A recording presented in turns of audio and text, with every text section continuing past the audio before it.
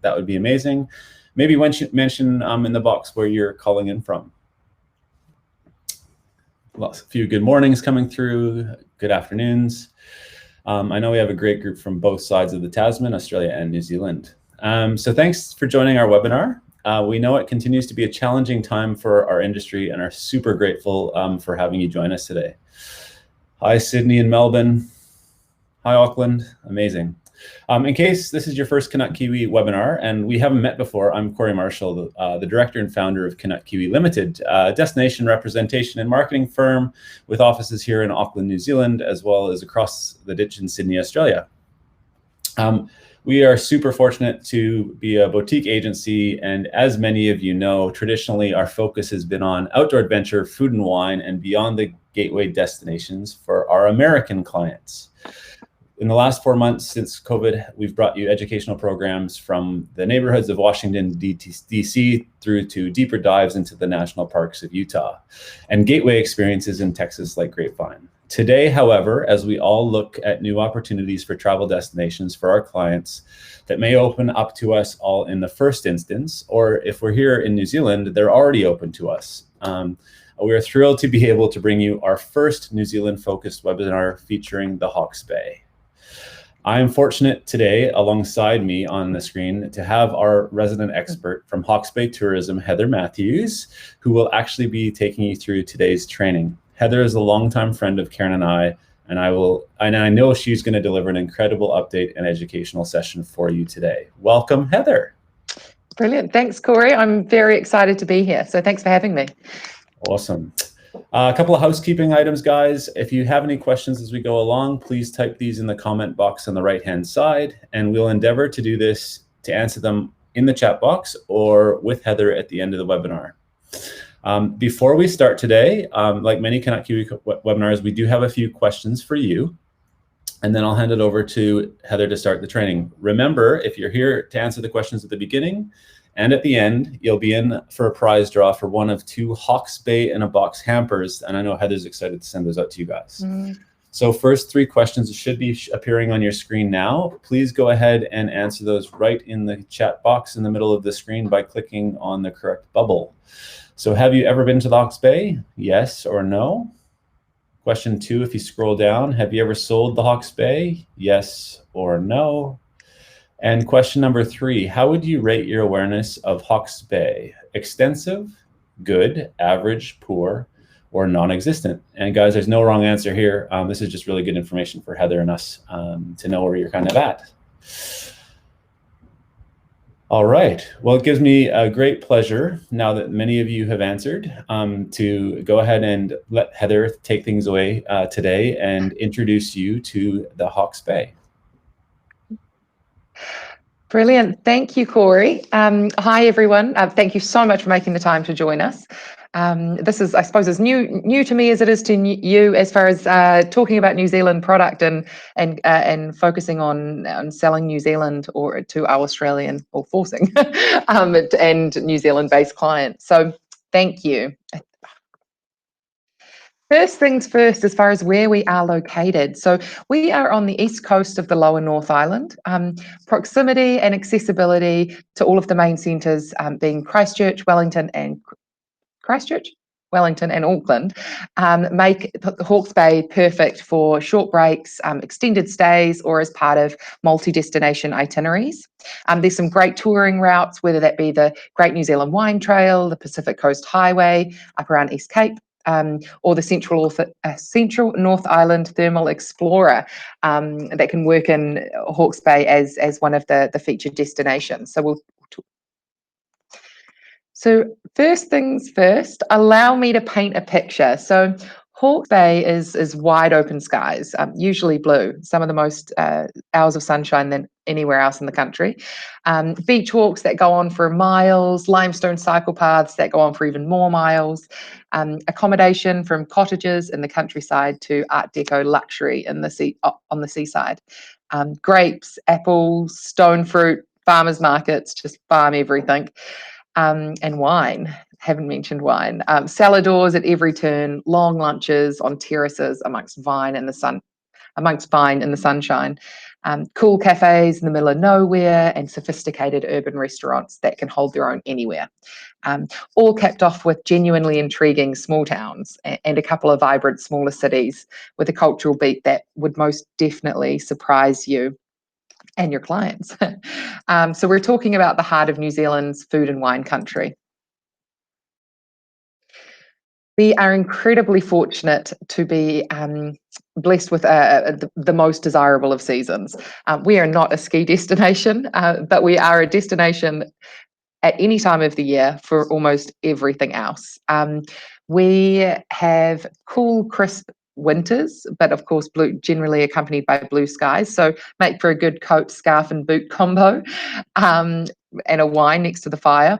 And then also summer, average high 20s, early 30s, beautiful dry heat. Spring is incredible between the produce and the daffodils flowering, and then autumn with some great fall colours. So particularly if you're looking for a destination to sell that's going to be new to people, it may have been overlooked as a secondary destination in New Zealand.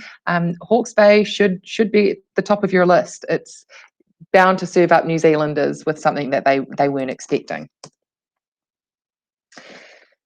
Here we go.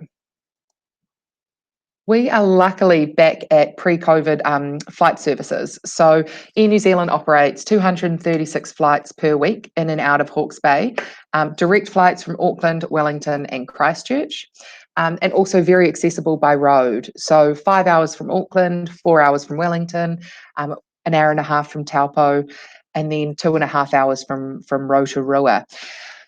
We're also serviced by like the intercity bus lines. We feature in multiple multi-day tour itineraries, so as far as guided tours go. And self-drives, motorhomes, very popular. The region consists of 4 districts. So you've got Northern Hawke's Bay, which is the Wairoa district, Hastings, Napier, and then Central Hawke's Bay, which happens to be the southernmost district of the region.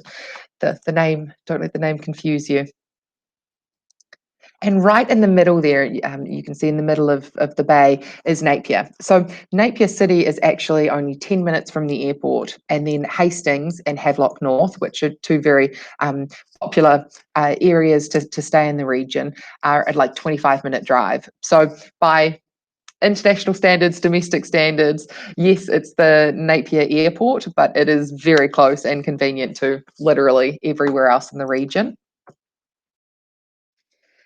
Art Deco Napier. So the coastal city of Napier is in the heart of Hawke's Bay. It's known as the Art Deco capital due to the town's architecture. The city itself has been around since 1851, rather old by New Zealand standards. However, in 1931, a devastating earthquake hit the region and essentially flattened most of Napier and Hastings. So the city was built back in Art Deco style, which was popular at the time. So interesting fact, it only took 2 years to rebuild the city, which certainly these days you're not going to see. But one of the benefits of it happening during the Great Depression was that there was a lot of very able, capable, unemployed men throughout New Zealand. So they all kind of relocated, rebuilt, and then went back home with their hard-earned money. It's now one of the most complete collections of Art Deco styled buildings in the world, so second only to Florida in the US.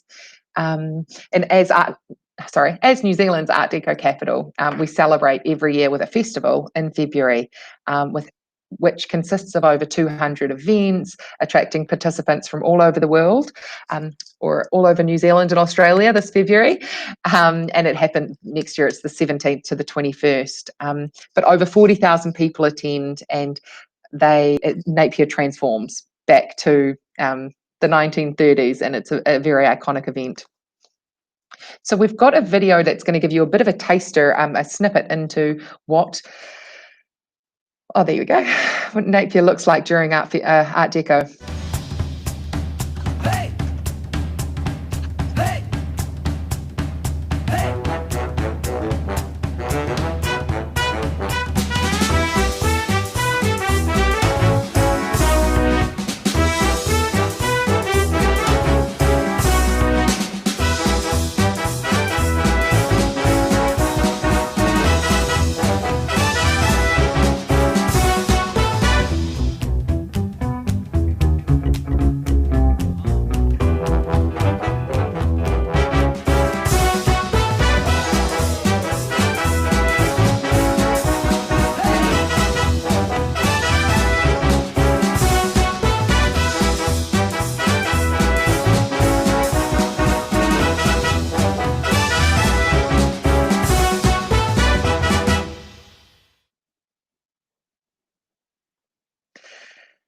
Cool. So for anyone who's been to like Calgary Stampede or Carnival, or clients or even yourselves, amazing vibe in the city at that time. Everyone gets amongst it, visitors and locals. So it's always a good one. For clients who don't travel during February, there's still plenty of options, plenty of must-do options to get amongst the Art Deco theme, and to learn a bit about, why the city is the way it is and how it shaped the region. The Art Deco Trust is a charitable trust, so it's an organisation that was set up to protect, preserve, and restore Napier's heritage. And they also offer walking tours and vintage car tours to visitors to the city or locals. The majority of the guides are just passionate local history buffs, so it's a very cool experience, and very homely. It can be worked into any itinerary, regardless of mobility or price point. The guided walks are $24, and then the vintage car tours start from $145. Actually, I should have said this at the beginning, but I'm going to talk about the major themes of our region and then call out a couple of operators. Obviously, I can't talk to them all, but it's certainly some that fit the bill for the themes.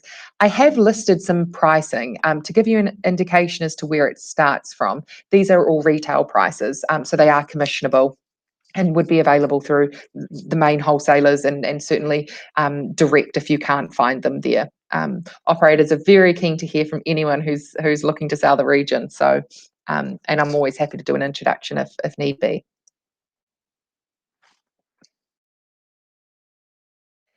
So Hawke's Bay is New Zealand's oldest wine region, with beginnings back in 1851 when the city of Napier was kind of started. And it really has been one of the pioneering regions for winemaking in New Zealand, full of innovation and leadership. By the 1920s, Mission Estate, which is the top right-hand photo, Tamata Estate, and a number of other big names that you might recognise, were all well established in the region. The soils and the climate that excited the early winemakers still provide inspiration for the current generation of Hawke's Bay winemakers. So it's an exciting place to be if you're into tasting. It's now New Zealand's second largest wine region and largest premium red wine producing region in the country. We're best known for our Merlot Cabernet blends, Syrah, lots of awards for the Syrahs, and equally impressive Chardonnay. So the aromatic whites and now consistently good in plantings of Pinot Noir at cooler sites are showing great results. So as we've become more established in winemaking, people have started planting in areas that weren't otherwise planted in. So hence the emergence of the grapes like Pinot Noir, which weren't typically from here or weren't grown here. So new varieties are continually trialled, which makes for great tasting sessions if you're a local and you're in with the right kind of winemaking crowd. Another one that really defines who we are is our produce. So we are New Zealand's leading growing and producing region. Apples, stone fruit, plums, apricots. Restaurants regularly feature in the top awards for culinary awards, and most chefs boast using at least 90% local ingredients, including Chef Jeremy at Pacifica, based out on Marine Parade. Very cool restaurant. Recently won the regional restaurant, the best regional restaurant award. Oh my gosh, I'm losing my words. And that's a really cool experience. So basically he offers there's two options each night. And you kind of don't know what you're getting served. It's a degustation. You get to choose either a seafood option or premium New Zealand meat. 5 courses, and it'll be all about what's available, whether locally, what produce is in season, what he feels like. So incredible experience and a great one to work in for clients if they're off celebrating or if they want you to include the dinners. They can make reservations. It's not a commissionable product, but it's a nice way of adding value and can often be a surprise and delight if you know the client well, or if you know what they're into. There are multiple restaurants that are an option like that. So again, if you're ever looking for a recommendation, either jump on our website or reach out. We also have New Zealand's largest farmers market. So it's based in Hastings, but it's Hawke's Bay Farmers Market. It has an incredible range of local produce, vegetables, fruit, meat, bread, preserves, and coming straight from the producers. So you can have some good chat if you're down there and you're interested in hearing how things are made and what goes into it.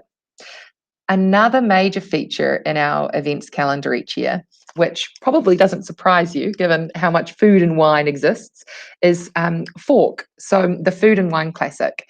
It consists of 60 to 70 out-of-the-box culinary experiences staged in unique, stunning Hawke's Bay locations. So an example is last year Black Barn Winery did a mystery location where they set up a marquee down at the river with big, beautiful white tablecloth tables, servers, incredible food, great wine, and it was a surprise. So, people bought tickets, they met in a location, they got transported there. So very cool experience, and that's just one of the events. So that fork happens twice a year. There's a winter fork and a summer fork. Winter fork, unfortunately, didn't go ahead in June, but it is scheduled to go ahead early November. And I think last count we had at least 50 events. So while it'll be smaller, just because of the current situation, there'll still be plenty of options available. With all of this great food and wine, it leads to some really great innovative products, including Smith & Chef, Haeretanga Wine Studio Experience. So they're based in Havelock North. And it's an intimate experience. So guided by a sommelier, clients will explore 3 major wine growing regions in New Zealand, and then also sampling limited production wines from the barrel in the studio. So you can see here in the photo, there's beautiful, comfortable leather seats. It's very on brand. The sommelier will join, and then the barrels behind are in fact filled with wine that is in production. So it's an intimate experience, and it is appealing to those. You don't have to be a wine connoisseur to enjoy it. In fact, I like my wine, but I certainly am no expert. So it's interesting you learn as you go. It's just open conversation, regardless of someone's knowledge base. I think they get something out of it. If if wine even features on their something that they enjoy list. But it is truly unique, and I guarantee that if you send anyone there, they are going to come back raving about the experience. Another really great standout option from a guided tour standpoint is the Odyssey Twilight Tour. So it's a progressive winery dinner. The clients enjoy a full interactive wine tasting alongside gourmet platters at Vidal Estate. And then they go up to Mata Peak, take in the panoramic views and enjoy a glass of bubbles as the sun sets. Tamata Peak is 399 metres above sea level, so it's overlooking the twin cities being Hastings and Napier, and out over the vines towards the Pacific. So you've got the river valley. It's incredible. Great one to visit during the day, but even better with a glass of bubbles as part of this tour. And then they head on to the iconic Craggy Range Winery, where they have the main course served with wine, and finish their evening at the country's oldest vineyard, which is Mission Estate, where they have dessert and paired with a dessert wine. So incredible experience. Kind of ticks that dinner, but also the guided wine tour option in one. Really great price point, also commissionable.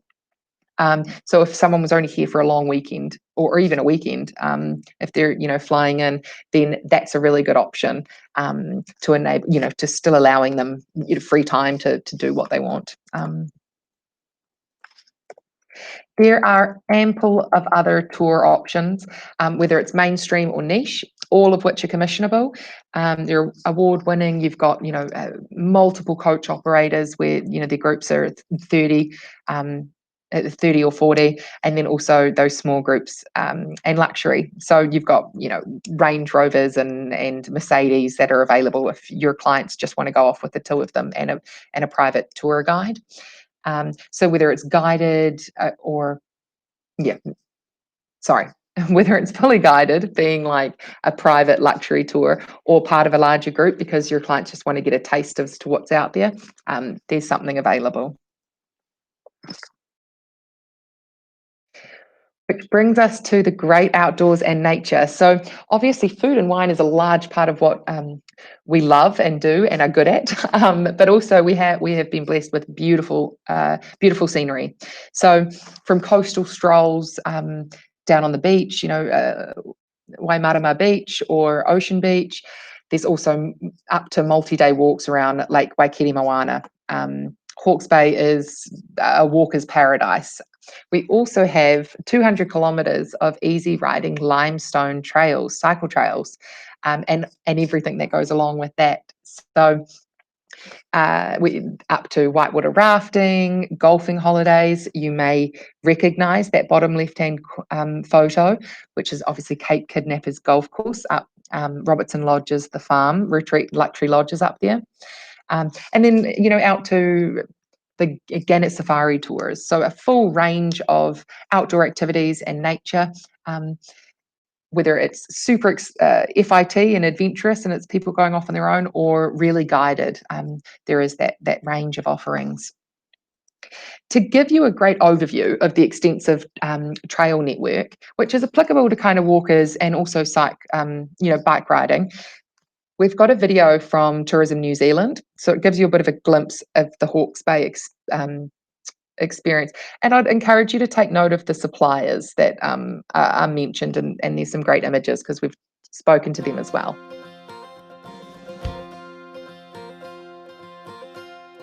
The Hawke's Bay Trails is a network of cycle pathways intersecting more than 200 kilometres between Napier, Hastings and the Greater Hawke's Bay. The connectable cycling experiences traverse coastal communities, riverways and vineyards. Easily accessible to Hawke's Bay Airport in Napier, the trails range from Grade 1 easiest to Grade 3 intermediate, with most sections suitable for beginners. Biking equipment can be hired from operators with local knowledge of the trails. One of the many start points is Napier's popular Marine Parade, with trail options to the north and south. Many cyclists cruise south to the Tukituki River Valley. Along the trails to Black Bridge, the mobile cafe cart at Bivy Vineyard offers cyclists coffee and a welcome break under shade. 5 minutes from Hadlock North Village, the boutique Vineyard Black Barn serves award-winning wines and a fine dining experience in a serene setting. Riders on the Hawke's Bay Trails can link easily to connecting city cycle lanes, customising their own itineraries for off-track activities and destinations of interest. For an idyllic rural getaway, cyclists have the option to stop over at boutique accommodation and farm stays in many scenic locations along each trail. Riders are never far from the trail, moving freely between rural and coastal areas to city centres. In Hastings, the Hawke's Bay Farmers Market is an opportunity for cyclists to sample the best local produce straight from the source. When riding the Puketapu Loop, cyclists often pause for refreshments at the Puketapu Hotel. Just 4 metres from the cycle track, the charming Country Tavern is renowned for its relaxed atmosphere and hearty meals. A popular pit stop before riders cruise a tree-lined track beside the Tutaikuri River. On the Wineries ride, cyclists take a leisurely tour through Bridge Pa and Gimblett Gravels, with the opportunity to taste varietals from one of New Zealand's oldest wine regions. Shuttle pickups can be pre-arranged for the ride's end, transporting cyclists to accommodation and a sunset celebration overlooking the majestic Te Mata Peak, a fitting monument to an extraordinary experience.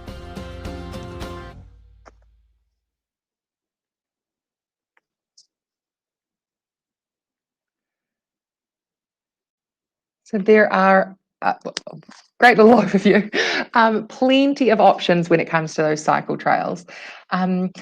Actually, one thing I neglected to say earlier as to how appropriate the region is, regardless of whether people are coming independently, maybe they're driving down, or if they're flying in, doing the motorhome or camper van thing. And the same goes for the trails. So we've got our bike providers, provide daily rentals up to like fully guided or multi-night experiences. Tākaro Trails is a really great example of them. From beginners to experienced riders, they've kind of thought of everything that's going to make it easy for your clients, and they have exceptional relationships and an exceptional record with working with agents. So will most certainly be supplied through your, your preferred wholesaler. One of my favourite things about Tākaro is that their tours have often been created around the different sub-regions. So as a wine region, we're, Hawke's Bay, but there's also areas within that. So you've got Esk Valley, Tiawanga, Bridge Pa Triangle, and then the most, globally recognised Gimlet Gravels. So often the cycle trails around those areas make for a really great day experience. So you get picked up, dropped off at the first winery, and then make your way around, and then picked up at the end, dropped off at your hotel. If that's what you're opting for. And of course, e-bikes very much available, which I think is rather important given that you're going to cellar doors, and they seem to be a popular option regardless of age these days. Gannet Safaris Overland. This is a really special product. People, on the tour, they kind of journey from coast to Cape, so to the world's largest, most accessible gannet colony. To put it in perspective, if you're familiar with Muriwai up out of Auckland, I think they have about 4,000 resident gannets during their season. Gannet Safaris has 20,000. So birds everywhere. They start coming in even, August, but the season runs from September through to the end of April. And the tour takes them up through private land, through the farm, which is the largest privately owned nature reserve. So it's actually the only way to access the gannet colony at the moment is on the Gannet Safaris Overland Tour. It's no walking required. You're kind of whisked away on either in a private Range Rover, if that's the tour that you've opted for, or on the little bus that you can see in the top image there. Very comfortable, amazing guides, very cool experience, and it's 3 hours long, so a great morning or afternoon option to work in.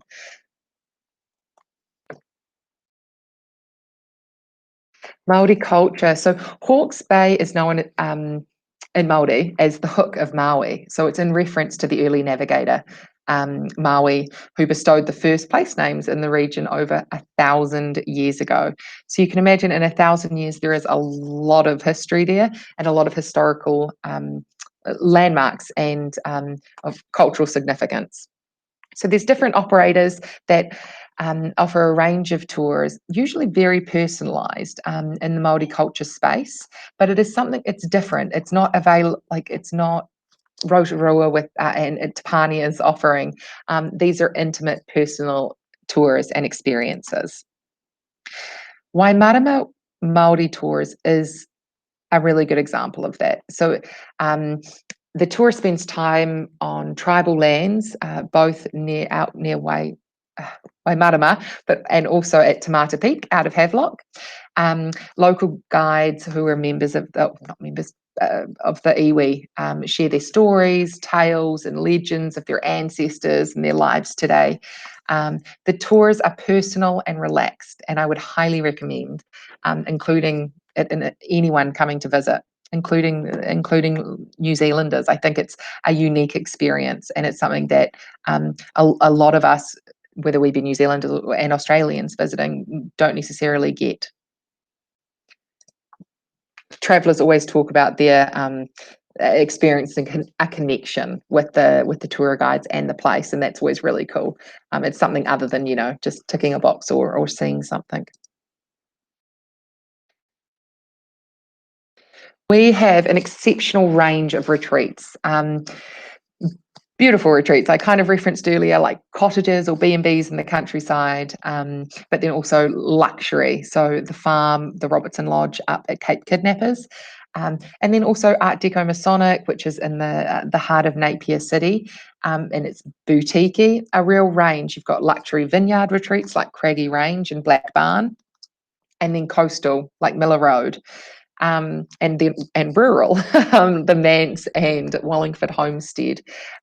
There is an accommodation option for literally anyone, including Kennedy Park, which is a fantastic facility. It's the top 10 holiday park. So, if you've got camper vans or motorhomes coming in, that's where you'd want to send them, or even families, because their facilities, their pools are very cool and great price points. So wherever they're looking on the value spectrum. My personal favourite, which I shouldn't always talk to, which I don't, is the Art Deco Masonic Hotel. So the Art Deco is one of the oldest buildings in Napier City. It's located right down on Marine Parade, opposite the Sound Shell. So great during Art Deco Festival, but very cool, unique, stylish individual rooms, studios, and up to apartments.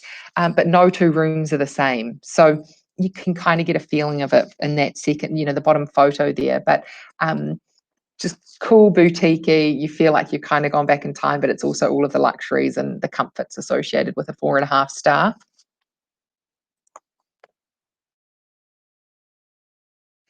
In addition to food and wine and the outdoors, cycle trails, and amazing accommodation options, we have the unique and unexpected. So Rocket Lab, up on the Mahia Peninsula in the Wairoa district, so northern Hawke's Bay, is the home of Rocket Lab, the world's only private orbital launch range. So it's enabling companies and students and entrepreneurs, governments, to get their ideas into orbit. The satellites they build and launch are keeping countries connected, borders protected. They're monitoring weather patterns, managing waste, and providing insights into climate change, which I think is cool just in general. But the reason it's relevant here is because your clients, or you yourself, given I know a lot of you are Kiwis, can actually view the rocket launches from a beach near Wairoa. It's not a commissionable product, but the reason I highlight it is because it's a great little addition into itineraries. With all of the launches are published on their website and in turn ours. So if people are heading up that way, it can be one of those cool, well, check it out, because if you happen to be there at the time, it's a once in a lifetime, pretty cool, pretty special thing to experience.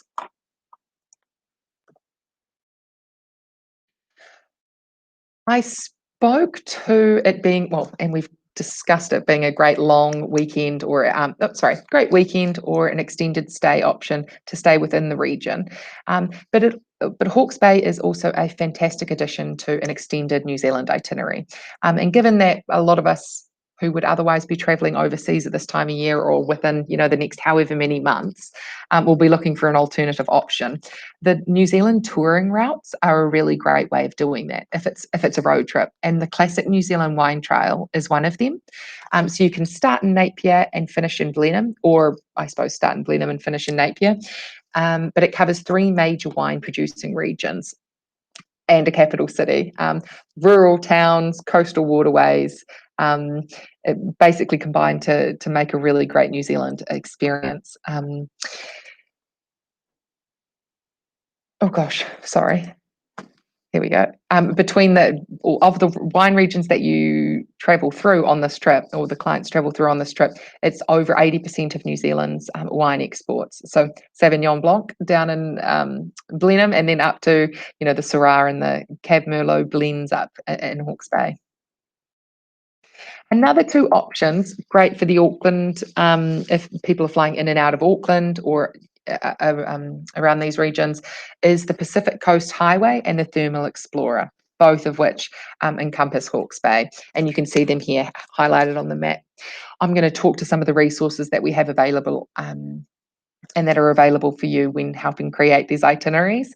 And so there's more on this. Lastly, this may not surprise you, given I've referenced Fork and the Art Deco Festival, but we are a region with great things on regardless of the time of year. And that's one thing that we can attribute to having such great seasons, because it's always nice, not a lot of rain even in winter. It's not bad being outside. So we have a schedule of events again, available on our website. And these are just a few that would be relevant for people visiting the region. I would encourage you, whenever you're selling Hawke's Bay, to check out what is going on over that period, because even if you're not going to include a ticket to that client, it's only going to show that you know what's what by highlighting it, that it might be something that they want to be aware of. Oops, sorry. Cool.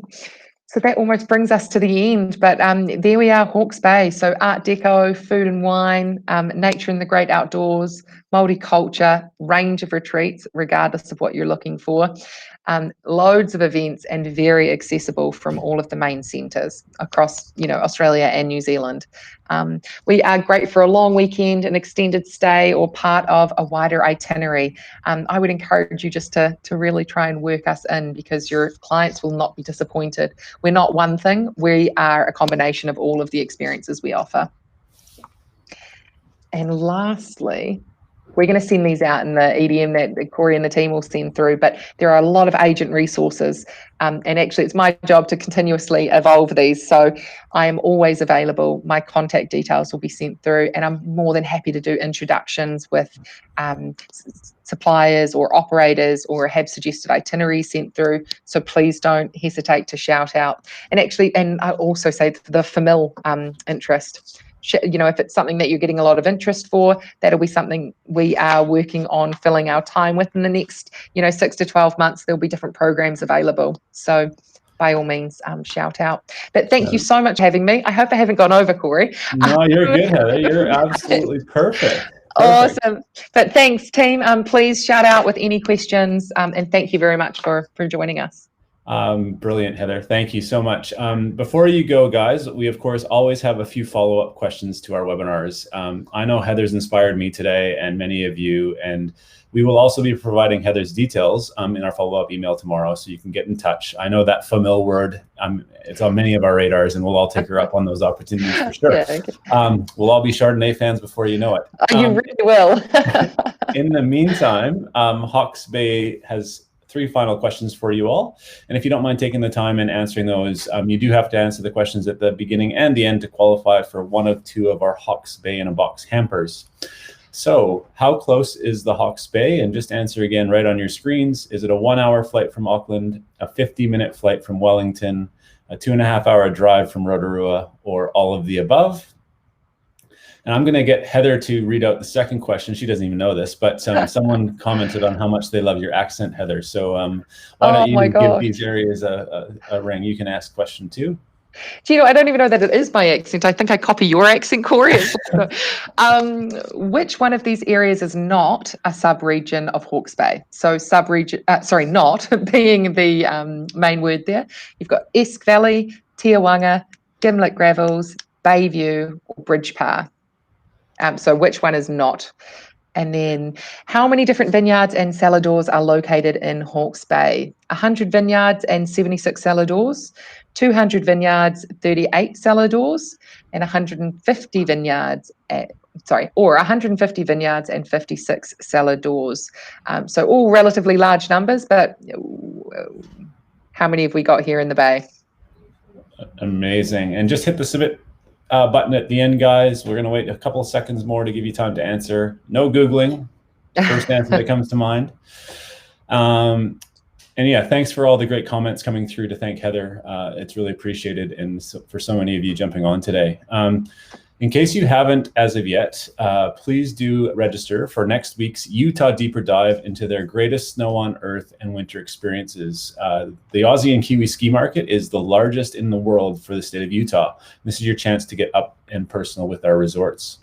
In the meantime, I know the Hawke's Bay touched me today, and we'll follow up tomorrow, but we have one final video to share with you, and that'll conclude today's training. So thanks again, Heather, and thanks everyone for your attendance today. Thanks, guys.